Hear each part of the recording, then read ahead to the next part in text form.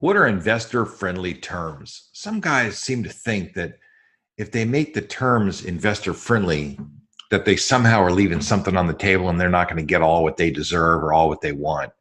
That is just not exactly true. We live in a world of win-win, not win-lose. And when you create the terms of your deal, which are specified in the operating agreement, that's where you put all the relationship issues between you and your investors, the promoter and the investors. When you put terms into the deal that are unfriendly to the investors, those investors frequently will move away from you and they'll go with somebody who has more friendly terms. I'm just very simple. So you want to be very careful to lay out your terms and the relationship the way you spell it out with your investors in a very careful way.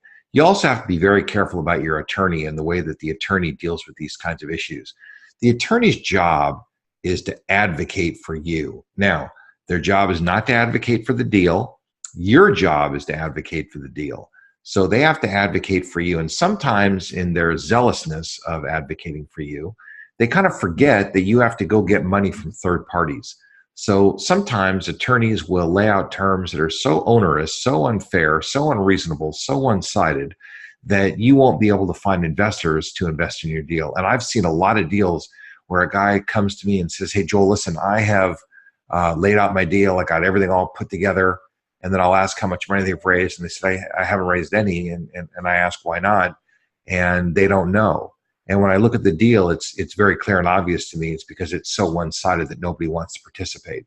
So what are things that are one-sided? Well, for example, we get all the protection. You get no protection.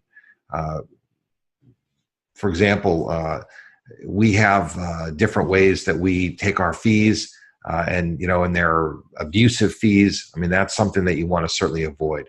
What are things that are investor friendly? Well, number one, the concept of a preferred return is investor friendly. If there's only a certain amount of money to go around, you get paid first, and then we get paid second. That's a very fair way to do it. That's the industry standard way of doing it. What about things like, I want to transfer my shares? Well, you don't want people to transfer their shares to just anybody. But let's say grandpa wants to give the shares to the grandchildren. Fine, let that happen. That's not a problem.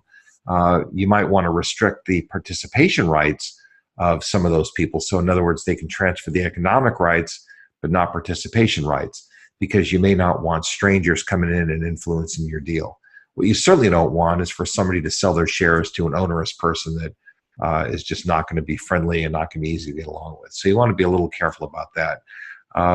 Other investor-friendly terms can include taking overhead fees, asset management fees. Those are really not investor-friendly. In fact, a lot of the big funds really get themselves in trouble because they make most of their money on these asset management fees. Whether the deal's making money or not, they're taking asset management fees. Taking fees as a percentage of profit, that's very investor-friendly because then everybody's on the same side of the table.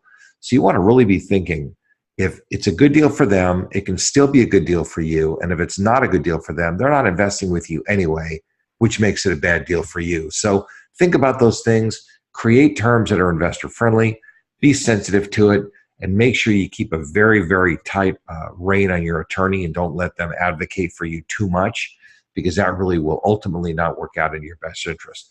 Restrict the attorney to giving you legal advice, not business advice. And that will help a lot, because most all of these terms that we're talking about are almost always business decisions that you, the syndicator promoter, have to make in advance.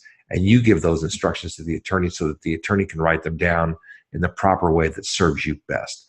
In the meantime, this is a great business, so go out and stake your claim.